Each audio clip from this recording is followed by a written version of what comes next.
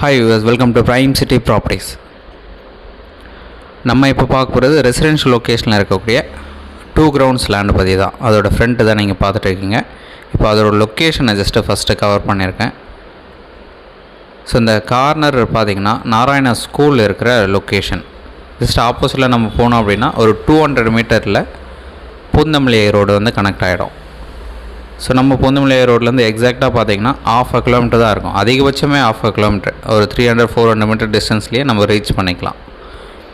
ஒரு சூப்பரான residential area, west facing entrance, 60 அடி ஃப்ரண்டேஜ், நல்ல டெவலப்மெண்ட் இருக்கக்கூடிய லொக்கேஷனு, ரொம்ப குவைட்டாக இருக்கும், ஒரு டீசன்ட் பிளேஸ்ன்னு சொல்லலாம்.